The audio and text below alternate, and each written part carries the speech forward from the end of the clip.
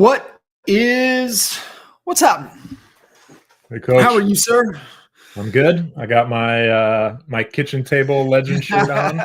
I know. I was looking. I was like, I'm gonna grab the agent to CEO, and I'm got to get the new one, which I'll have a new one for you in Pittsburgh for KT. The new color scheme with it. So I'm excited for that. I've got a few things we're getting updated inside of the swag store. So working on that. Got some pretty cool stuff we're about to roll out. But welcome everybody, man. Thank you guys tuning into an episode of Expert Mentors Live.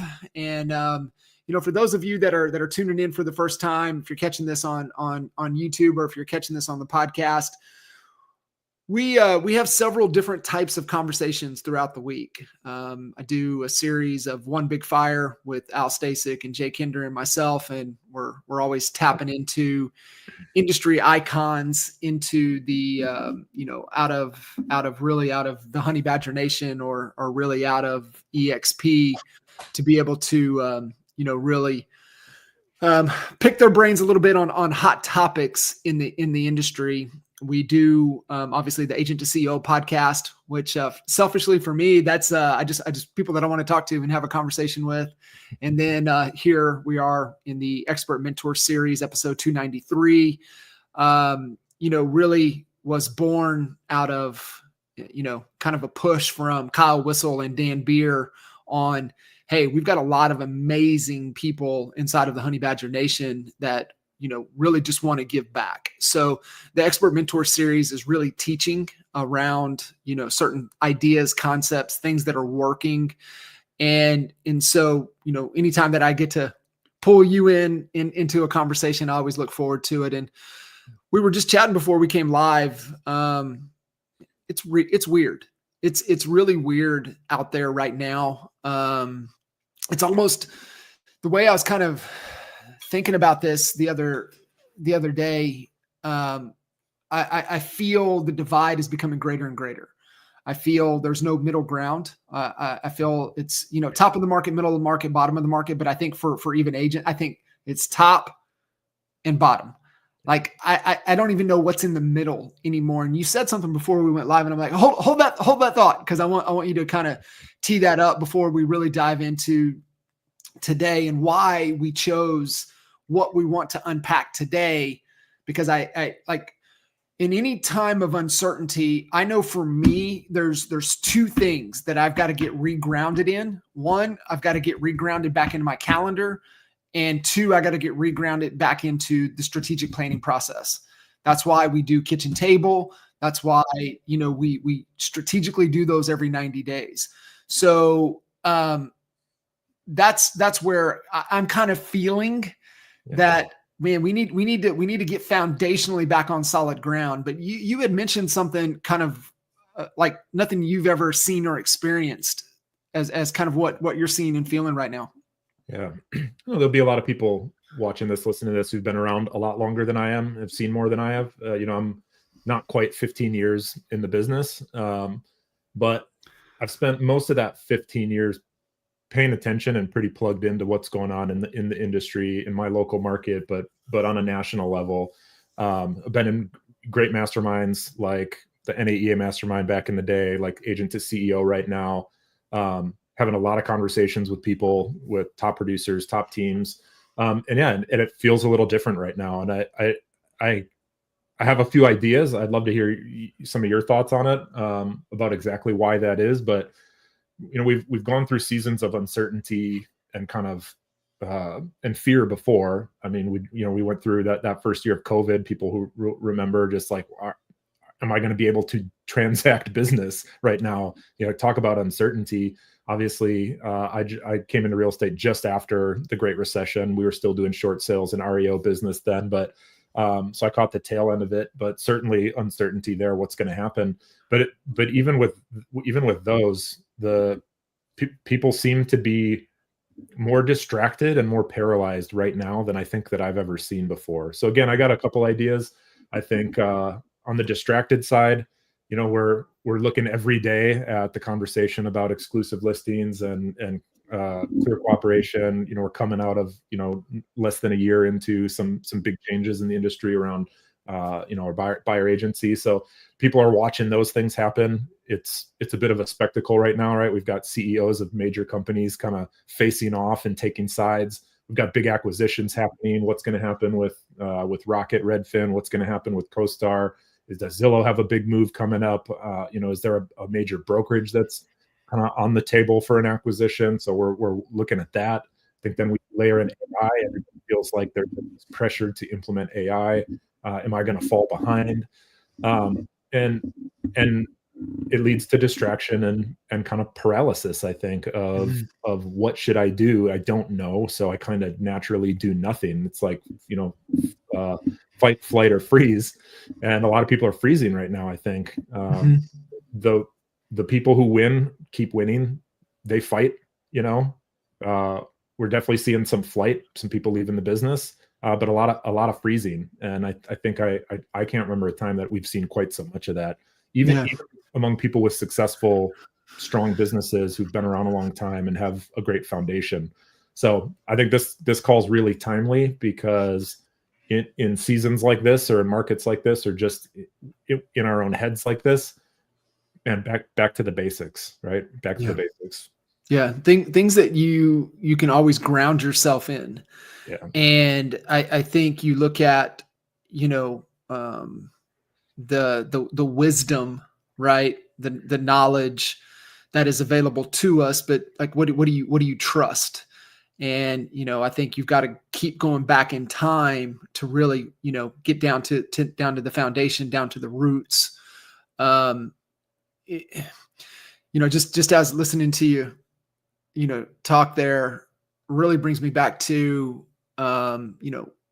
it's not my number one book recommendation. It's probably number 2 or number 3.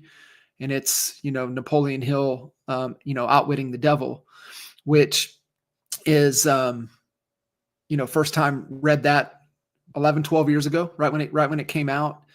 And it took me a minute to really get my head around what the story was about, because you get so mesmerized in the conversation with, Napoleon and the devil.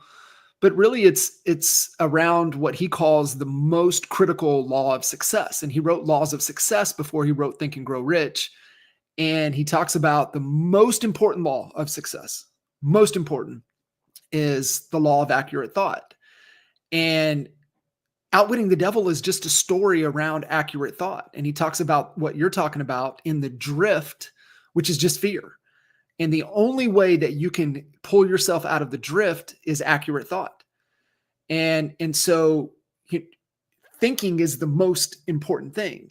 I think I shared it with you. One of the best reels that I've seen in a long time. I sent it to a handful of folks, and DJ texted me right back. He goes, "Bro," and I said, "I know." And it was Patrick Bet-David talking about the best piece of advice that he was ever given. He gives the top 3 things, and the number one was, "I want to be the best." And he said, the gentleman that was giving him the advice said, "Listen, all of these people that are out there that are ahead of you, they'll read 15, 20, 30, 40 books max in their life, and they'll stop."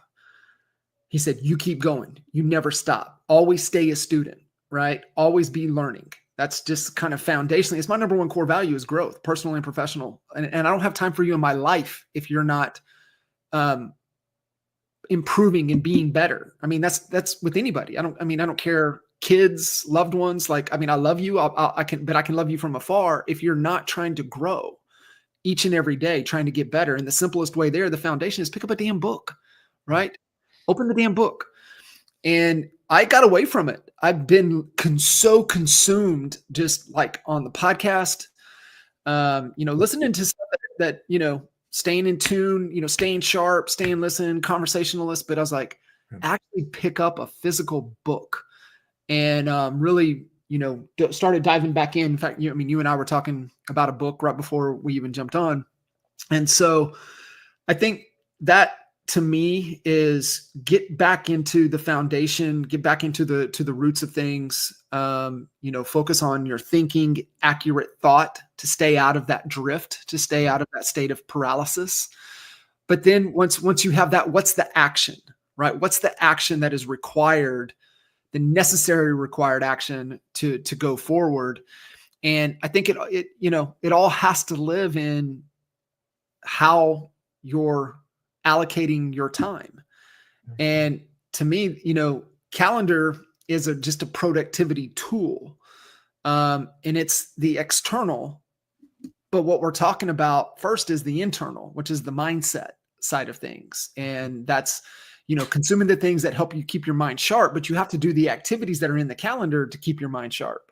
Yeah. And so, man, I really want to, I want to kind of walk through a couple things, talk about the, success structure, calendar, talk about the 168. We'll talk about those things, but I wanted to open it up with, you might even have turned me on to Shane back in the day, and the Farnham Street blog, that Shane, I think that was kind of just his relief that he was starting to do that. You gave me Shane. I think it went Blake Sloan to you to me on Shane Parrish. I think I gave you James Clear. Yes. So whatever the case, he's amazing. And, his book, most people don't even know, Clear Thinking. It's one of those that, like, I know I need to, so when I started traveling, when I was moving around a lot, I have a tote, and I can only put so many books in there. So I only put the critical books, that book's in there. So I know I've got to revisit that. So, but I want to open up to one of his newsletters from December of, it's a couple years old. So, and it's just a little insight part of his blog. So I just want to share this. And I know it's going to be real hard to see for you guys. And obviously if you guys are on the audio version of this, you're not going to be able to see it. If you get a chance, go over to YouTube, especially on some of the slides that we're going to show in the presentation. But, you just at John Kitchen's Coach, you can go over, if you're listening to the audio version, you can go over to YouTube, and be able to check it out. But I'm going to read this. And I've shared it. I don't know how many times I shared it at every KT when we're really starting to talk about right things, right order into the calendar and priorities. This is just a great reminder for all of us. And the little insight goes, a high school science teacher wanted to demonstrate a concept to his students where he takes a largemouth jar and places several large rocks in it.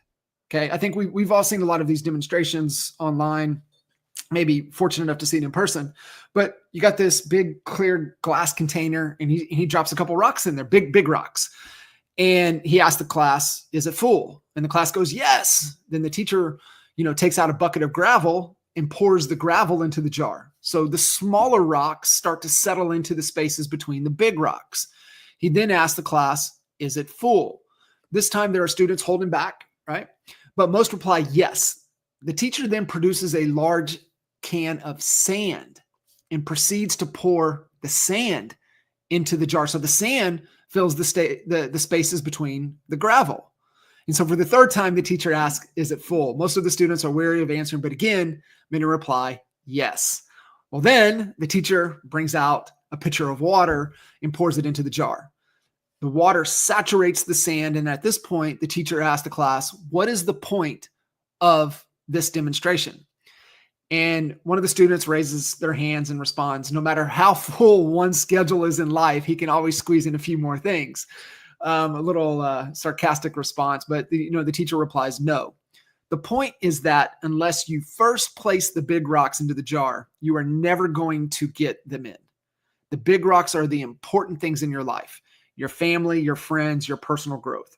If you fill your life with small things, as demonstrated by the gravel, the sand, and the water, you will never have the time for the important things.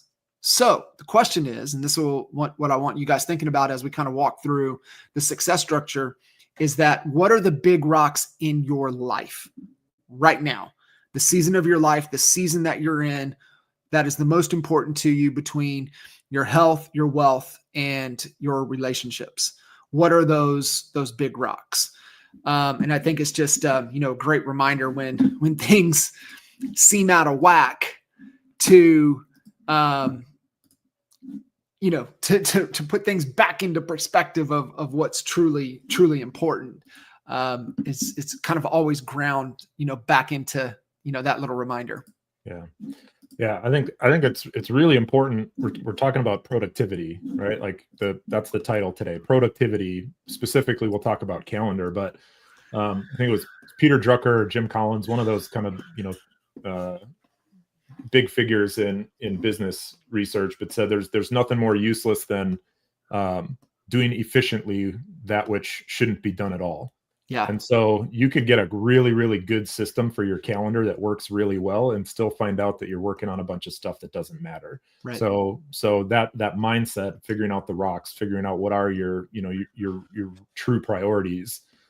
Now we can effectively build a system to help us get after that. But if you don't have that clarity, you're going to fill up a really great looking calendar, and maybe you'll even stick to it and find out that you're not making any progress because you didn't prioritize, right? So that's you're not doing the things that actually move the needle, right, in your life. You're not doing those things. So let's walk through, and obviously, Joel, interject and poke holes and different ideas and thoughts as we kind of truck along here.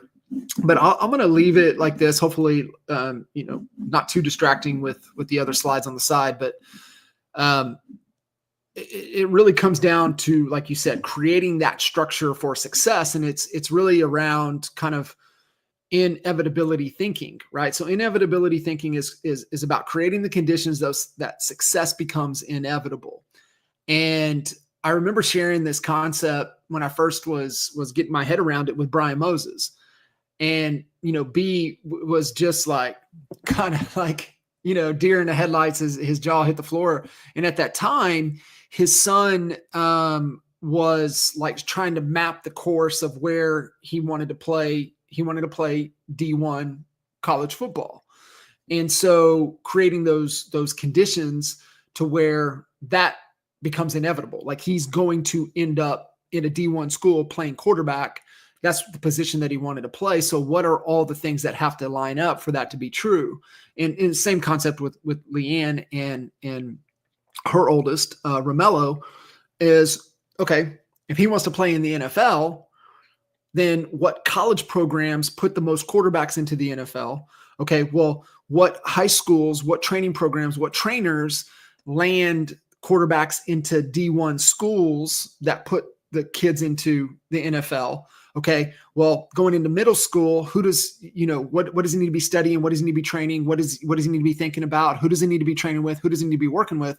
So it's always start with the end in mind, right? I don't believe you commit and figure it out. Figure out what it is you want to do, reverse engineer what it's going to take. And it's no different here, right? Structuring the calendar to where success really becomes inevitable. And, to kind of put things into, okay, well, what shapes my results? Well, what is the number one factor to your success, right? The number one factor to your success is your habits. And habits are formed by what you do on a consistent basis. If you do a bunch of stuff that doesn't move the needle, then you've got habits that don't produce stuff that actually moves the needle in your life. And, if you guys have ever, paid attention or studied, John Wooden, I mean, back to back national championships, guess what they do on practice on day one, right? Put your socks on the right way, tie your shoes, lace them up the right way. You got to have the right habits, because if your feet get compromised, then you're no good to the team. Like, we got to make sure we take care of the basics and the fundamentals. And that really sums up everything that we've been talking about up to this point, is like, what is the fundamental habit to where you don't compromise yourself to where you're no good to anybody else? So really being able to, put that into perspective. And, I said it a little bit earlier, and I think you're really feeling this now, right? Because you have different seasons of your life. And so you got to think about, okay, well, what is the best use of my time right now? This is the high leveraged activities, personally and professionally. These are the big rocks now for the season of your life that you're in. And the reason I say you're going through it now is because you have your own new business. You have, your son, right? And so now dealing the dynamics of entrepreneurship, of business owner and new father, you're in a different season. So how that gets allocated is a little bit different than it was 2 years ago. Yeah. 100%. Very, very, very different. And I mean, there's an important piece that kind of leads into it. It's your seasons are going to change, but it's also, you have to do the work to figure it out for yourself. Like, take the principles, the framework, the tactical framework you're going to share with us about how to build your calendar.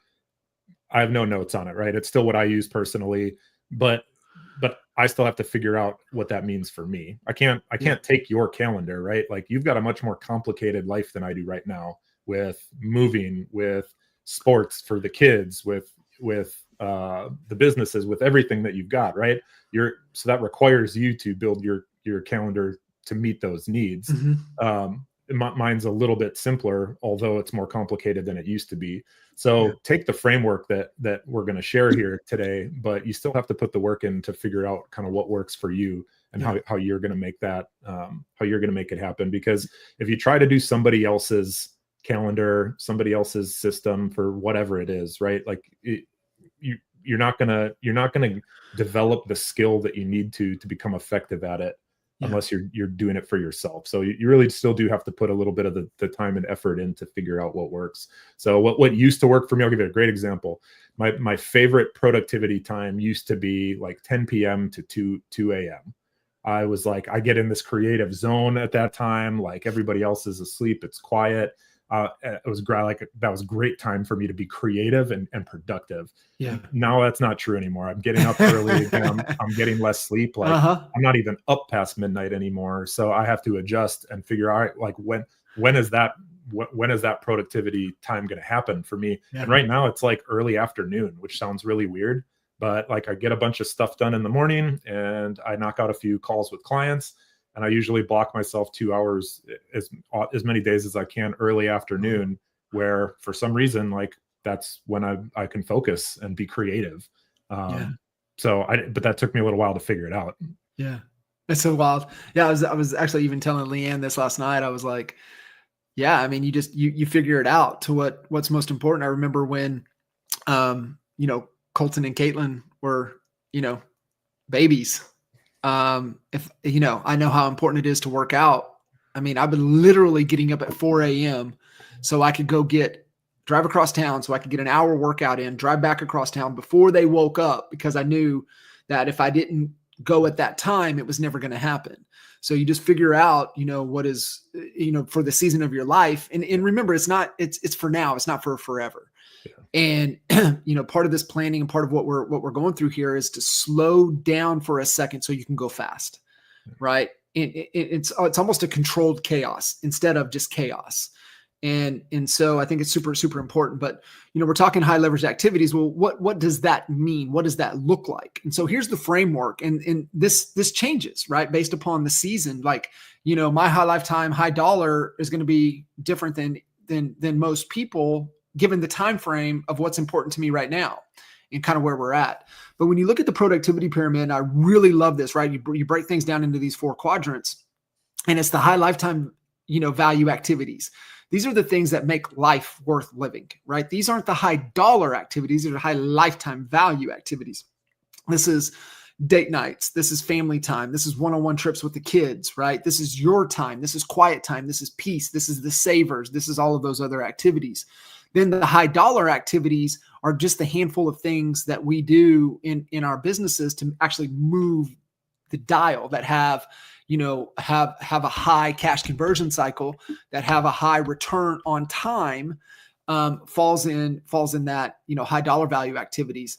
And then it's the low dollar activities that are still on your plate that shouldn't be. Right. These are the things that, as you're moving up the product, the quadrant of things that actually move the needle and give me energy. And that's I think that's maybe another great thing to put into that high lifetime value. These are the things that give you energy or recharge your energy. And the low dollar value activities are just things that need to come off your plate, right? If you're still doing them, you got to get them off your plate. You got to keep delegating them.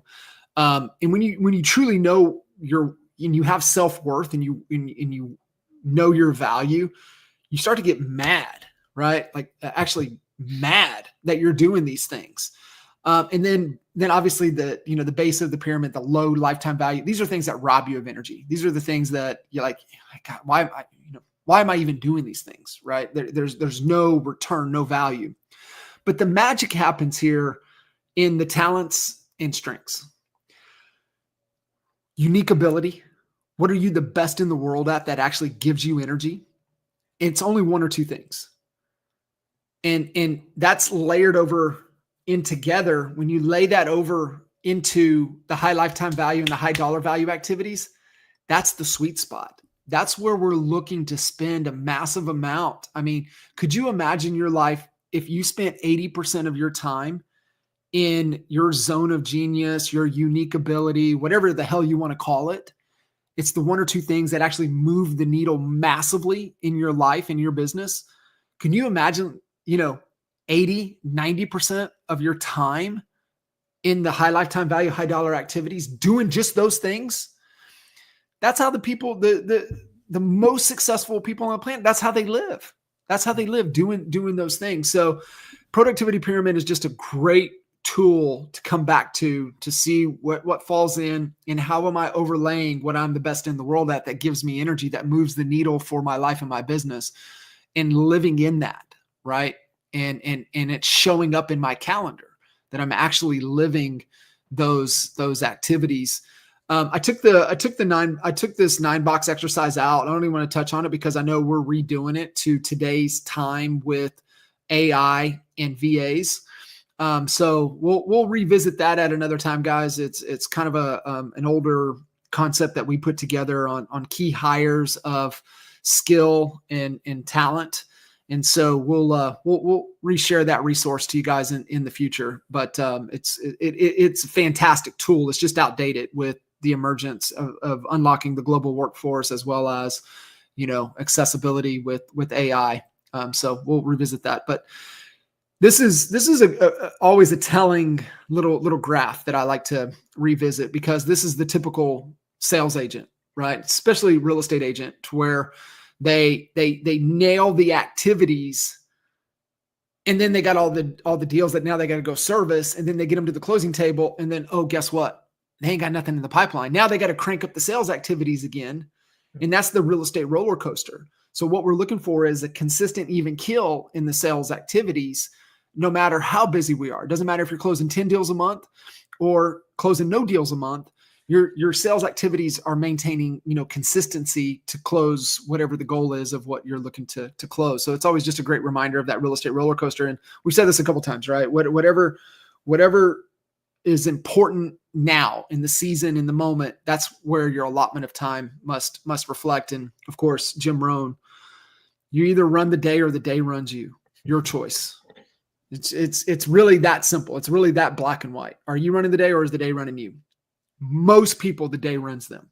Most people wake up and put their firefighter hat on and just step outside.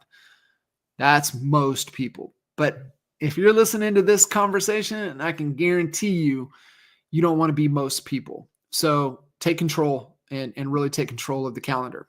So there is no perfect day, right? We do have the perfect day exercise. That's a whole different concept to really pull out what it is to create filters of what we're striving towards. But it's really about the ideal week, okay? And it goes right things, right order into the ideal week. How do you start to lay this out?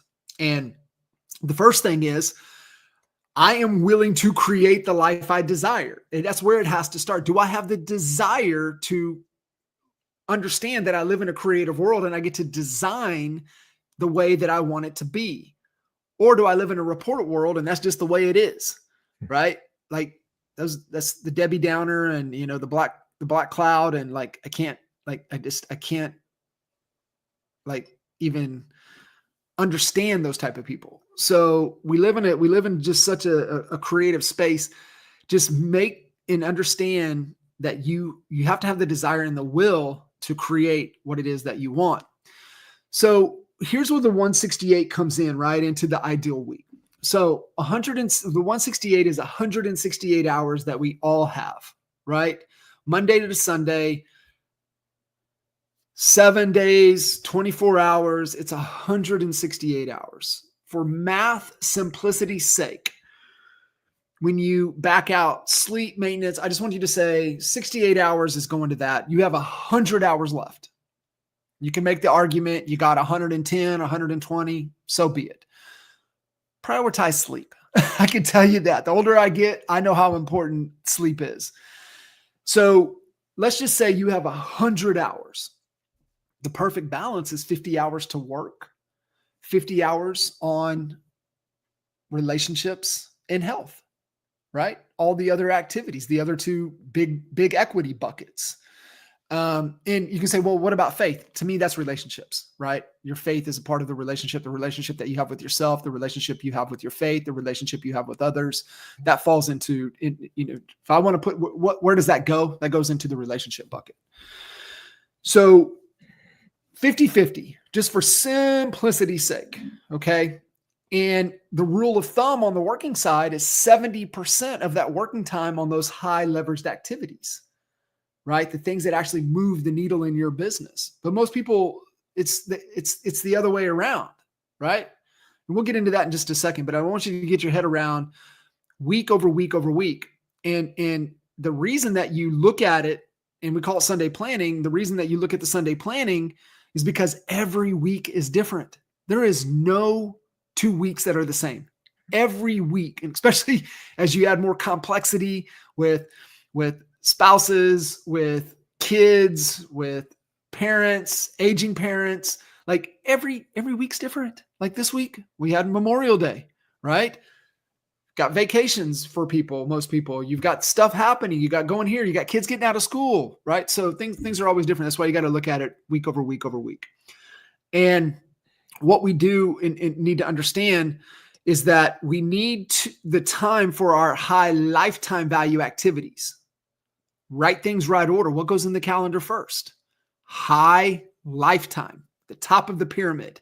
Activities go in the calendar first. And this is the biggest mistake I see because most people put the business activities in the calendar first. And they're just like not making time for the big rocks. Like the high lifetime value activities are big rocks. Physical, mental, emotional, spiritual. These relationships are the essential to your success. These go in first. Right things, right order. What goes in my calendar first?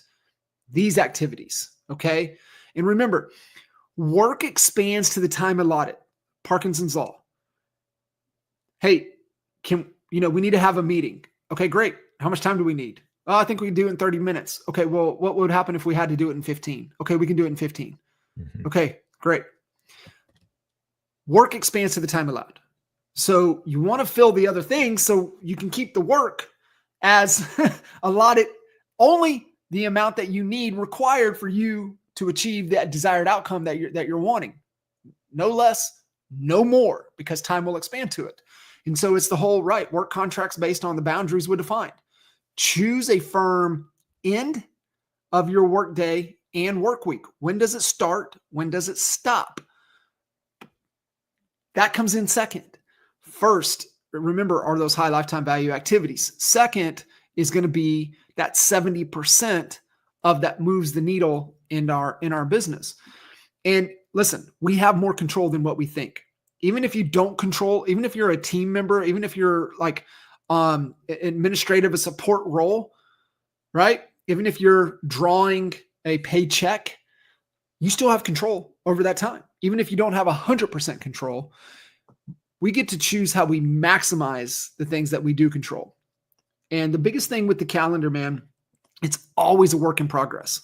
Like I've been obsessed with my calendar, for the better part of the last 30 years. And I can promise you, Joel, it is a continuous work in progress. Yeah. Always evolving. Always like, hey, I used to allocate an hour. Man, can I do that in 30 minutes? Right? Hey, can I just erase a meeting and do it in a voice memo? Can that be solved? Right? Can I voice a message for the next 4 minutes that would replace a 30-minute meeting? Right. So it's just always about progress. Yeah, I love it. I think as you're talking through this, one of the things that that I think you do better than probably anybody that I know personally when it comes to the calendar is you've trained yourself or developed the skill or the mindset to have the things that don't have instant consequences. You treat them just as important as the things that do. So what I mean by that, it's one of the ironies of success is that most of the most important things that we have to do, there's not any instant consequences if we don't do them. Like if you skip date night this week, you're not instantly getting divorced. But if you skip date night for the next 2 years, you might end up there. If you don't do your prospecting today, there's no instant ramifications for that, right? Whereas things like, oh, you skip a meeting with a client, there's instant results. You lose that client. If you don't show up for work, there's instant results. So it's easy to do the things that we have to do when we look at that. There's instant like downside if we don't do those. And so you've disciplined yourself to look at the things that don't have immediate consequences as just as important as the ones that do. Does that make sense? Yeah, no, 1,000%, man. That's so spot on with what you're saying. And it's just, most of life is not instant gratification, right? It's such a delayed gratification in everything that we do, right? That's why we always, I know this to be true. Anything worth building takes time, and it takes decades, not years. And you can fast forward, but you're going to skip steps, and skipping steps only presents the illusion of speed. Yeah. Anything that you skip will come back and get you. And most of the time it's because you're not learning the lessons along the way that, you need to learn for sustainability. And so you can go fast, but it's probably going to crumble just as fast, if not faster. We used to say, when we had our brokerage, our average sale price was like 200,000. So that'll put this in context. But we used to say you need to treat your morning prospecting time like it's $1 million listing appointment. Mm-hmm. Like what would have to happen in your life for you to skip a $1 million listing appointment, 5 times your average price, right? Like something major, catastrophic would have to happen for you to skip that listing appointment and just do something else, right? And so, treating your prospecting time like it's $1 million listing appointment, treating date night like it's the $1 million listing appointment, or it's the, treating your date night like it's the night before your wedding or something like that. Like cultivating that mindset of this really is how big the stakes are for these things. Yeah. They just don't show up right away, like you said. So good. So good. So those high lifetime value activities, right? First thing in the calendar, right things, right order, first thing in. These are the, non-negotiables. These go in first, period. Block out when work starts, when it stops. Okay. So that gives you the framework. So if you're going to work 50 hours, what days, hours, how does that allocate, right? We're not filling in the hour time yet. We are just giving ourselves the parameters and the guidelines of when we're going to work. And you're like, hey, John, I'm only working 10 hours this week. Great. Block the 10 hours. Guess what? In those 10 hours, 70%. So 7 hours are going to be on high dollar value activities. So just so you know, but when does it start? When does it stop? Family time, right? Family dinner. What are we doing? What's your workout schedule? Okay. Like not just go to the gym, but what are you doing at the gym? Level of detail, right? Details matter. And this is what drives me bonkers, right? Is people not paying attention to the details, because that's where progression and that's where you can gain an advantage is in the details. So when you're going to the gym, like I don't want to have to think about it. I already know what I'm doing when I walk in there. I'm not wasting 10, 15 minutes trying to figure out, oh, I'm going to do this, I'm going to do that. It's like, no, I know exactly what my intent is clear. I know exactly what I'm doing. As soon as I wake up, I know if I'm going to the gym, I know exactly what I'm doing. If I'm going for a run, I know what type of run, right? So it all has to be layered out.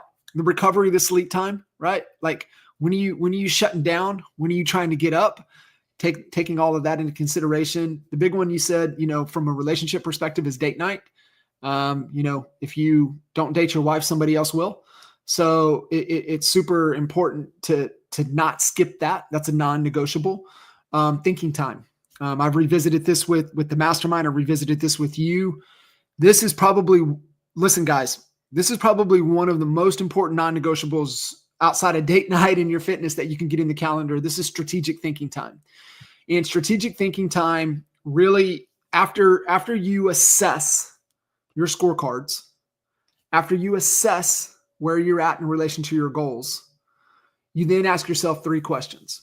And you need to give yourself 60 to 90 minutes for this. I do it either on a Sunday, either on my run or walk on Saturday or Sunday is when I do my strategic thinking time. Where are we winning? It's the first question I ask myself. Where are we winning? Okay. The second question I ask myself is what's broken, what's breaking, or what's about to break? And then the third question you want to ask yourself is, what do we need to stop doing? What do we need to stop doing? That's strategic thinking time, right? Remember, you got to know your numbers, know where you're at, assess where you're at in relation to your goals. Where are you winning? What's broken or what's about to break? And what do we need to stop doing? 60 to 90 minutes, non-negotiable. It is one of the most important times that you guys can have for yourself.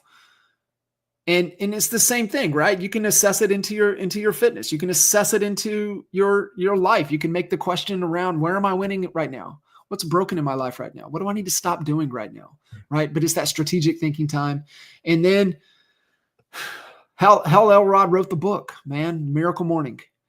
The boys even did the Miracle Morning for real estate, but Hal's book, The Miracle Morning, introduces the savers. If you just implement these 6 things into your life and you stay consistent with them, your life will be different. Your life will be different in 90 days if you just do these 6 things. And the savers. So the S is silence. So some type of meditation, mindfulness, prayer practice you need to have. Could also be a gratitude practice.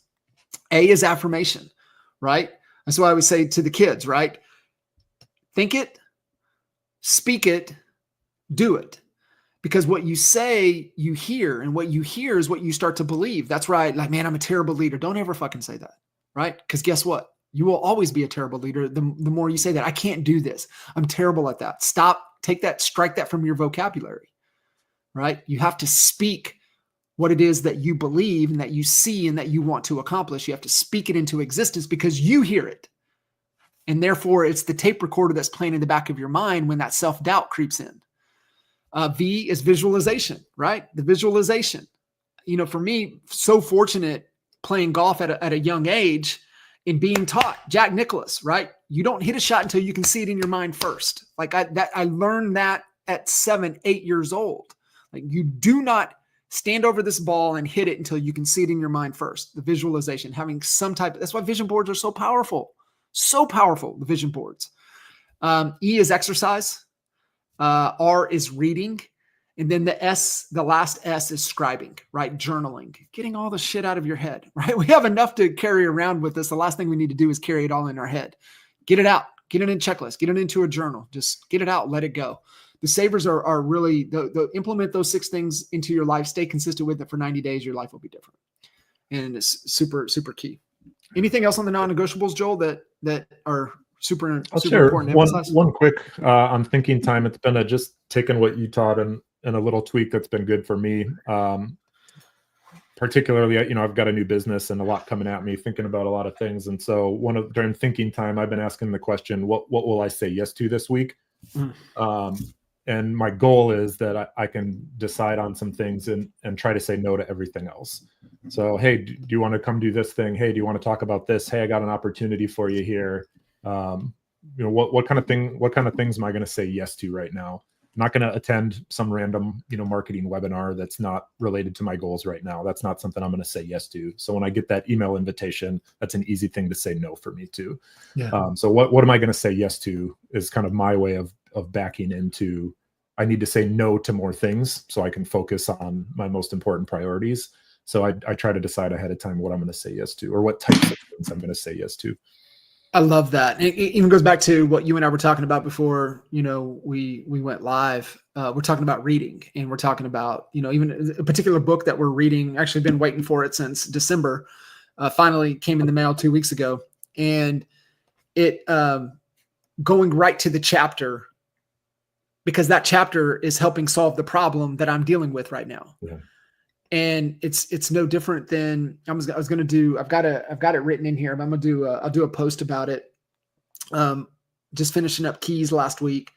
And I mean, foot problems, the blister problems that I have that you can't train for because they don't emerge until deep into the race, 60, 70, 80 miles in. And you don't know. Right. So it's like, saw a resource, got a book, didn't read the book, but I did read everything in the book that pertained to my issue. Yeah. And so I think that's just a great lesson to take away to what you were saying. What am I going to say yes to? What am I reading that is helping me solve the problems that I'm trying to solve in my life right now? Who am I coaching with? Are they helping me really solve the problems that I'm looking to solve? So I think it's just super important. I love that. I love that question. What am I saying yes to this week? That's fantastic. So the second part, right? So this is number one, goes in the calendar first, period. Second is we fill the calendar with our high leveraged activities and our MVPs. And so that second on the productivity pyramid, those are the things that go in now. Okay. Everything in there goes in the calendar at this point on your productivity pyramid, right? Top of the pyramid goes in first. Second part of the pyramid goes in second. MVPs are your most valuable priorities. So part of the Sunday planning process is that I have my big rocks for the week, right? Like we have goals and projects and things, but what's important this week? Okay. 2 weeks ago was keys. Guess what was my number one focus was keys. Keys is behind us now. It's nowhere even on my radar anymore. So whatever it is right now is the most important thing. And from that, what has to happen? That becomes my MVPs. And it's like, okay, well, I need to do X, Y, and Z. Great. Allocate. How much time do I need in the calendar? Great. Allocate it in the calendar, put the details in the calendar and go. And so guys, people in profit in our business and personal lives, big rocks, right? These are still dropping the big rocks. Where am I moving the needle? Where am I moving the needle? That's what I got to be thinking about, man. What do I have to focus on this week to move the needle in my life, personally and professionally? Those are the key things that go in second. And then third, everything else, right? That other bucket that's still the low dollar value activities that you're doing that's still on your plate, that goes in. Meeting rhythm goes in. Things like that. That all gets filled in. And guys, if you do it right, it's only 3 steps. There's no other time for anything else. That's it. If you do it right, it's 3 steps. Your calendar is set, it's full, and it's dialed into what matters for you right now. Remember, it's not perfect because you're gonna learn. You're gonna learn. Shit, that didn't work. I didn't get to that. This got in the way. Oh, this popped up. And so you start to develop little things and little pockets that you need in certain times that you can't allocate to do certain things. Because just other things get in the way, right? Like if you're in an office environment, there's going to be interruptions. There's going to be distractions. You better allocate for that. You better plan for that. And so it's like, to your point, that season of your life you're in is like, man, I got chaos all day, but I know I'm going to be quiet from 10 to 2, but I know what I'm doing from 10 to 2. So, I mean, that's just a great example with that. A couple red flags to really look out for. Things are spilling over into your high lifetime value activities. Your start and stop routines keep getting pushed out, meaning your work day starts earlier and ends later. Those are red flags. You're spilling over into, like I said, the private time, other time, the time with family, time for relationships, date nights getting pushed. Those are red flags. Those are all red flags, and those things that need to be addressed because, like you said, it's like your check engine light comes on. And you just keep going. You don't pay attention to it. And then all of a sudden your car ends up on the side of the road and you're pissed. Why? The warning signs were there. Yep. The red flags were there. You just chose not to do anything about it. Yep. So that's how you got to look at it like this. Yeah. It's so good. Couple questions. Ask yourself, on a scale of 1 to 10, are these activities a 9 or a 10? If not, delete it, delegate it, or try to get out of it, right? Like we all overcommit. We commit to things that we know, like, cancel it. If it doesn't help you move the needle in your business or in your life, if it's not a 9 or a 10, cancel it. Cancel it. Get out of it. like you, just because you said, it's like, oh, well, I committed to that. I said that. Yeah, but is that helping you solve what you're trying to solve in your life right now? No. Well, then cancel it. Get out of it. Right? So I think there's just really good lessons, really good things to think about. A couple things here left, Joel, and then we'll ping and pong here for the last few minutes that we have. Always asking somebody else do this. Be straightforward and honest when you need to cancel something. Let them know, hey, this is out of my scope. Sorry, I overcommitted. It's something I shouldn't have said yes to. I really apologize. Hey, if it was a lunch deal, hey, I already called ahead and took care of the check. You guys are good. Enjoy lunch. And wish you guys nothing but the best, right? There's right ways to do things to get out of it. Yeah. So be thinking about, what are my HLAs? What am I the most proficient and passionate about? What are my MVPs? Continuing to go through that. Personal priorities are clear and in the calendar. Big 3 MVPs, kind of what we talked about. Let our priorities lead the schedule. Another great there. I don't want to touch on that. Sunday planning. These are kind of the non-negotiables we talked about. Daily. I do want to bring this up. This is an old top 5 and 6. This is what our team used to do. This is back in the Lawton JKREE days, right? The home selling team days. We use this exercise, and I do it now religiously, and I do it here on Notepad. I know it. I go through. I just start filling it out, and it's Andy Frisella's power list is really what it is, right? Top 5. Frisella's power list. What are the top 5 things you got to do today, no matter what? And Frisella will tell you, get after it and try to get it done before noon. And so we would go through top 5, number 1 being the number 1 thing that has to happen today, no matter what. How much time is it going to take? And it's allocated in the calendar. But this is just a great exercise. And then down on the bottom, and you've heard me talk about this for years, the gotta minutes, right? The gotta minutes. And the gotta minutes are so critical, Joel, because it never fails. If you have appointments, it's going to get pushed. It's going to get canceled. It's going to get rescheduled. Especially when you're on a lot of appointments, things shuffle. Yeah. Well, if you don't know exactly what you need to jump into, then the good old force of distraction is going to get you. And what that typically looks like is you're down the social media rabbit hole. You're down some mind-numbing, death scroll that's not serving you or helping you. But when it's like, cool, I got 15 minutes, go to my gotta minutes. What can I start knocking out? Boom, boom, boom, boom, boom, boom. That allows you to get more shit done than just trying to just wing it and do it when you feel like it. So this tool right here is a daily, how you get shit done every day? This tool right here. You got your top 5, you got your power list, and you got your gotta minutes. Those are the 2 things. If you've got those, man, you're gonna do more than most people can do in a week. Yeah. Love it. Let's see. So no white space. It's kind of the guideline in the calendar that I have. When I see white space, I know you haven't planned your day. So no white space, even if it's filled with MVPs, if it's filled with, dude, I'm going for a walk. Cool. Put it in the calendar. Yeah.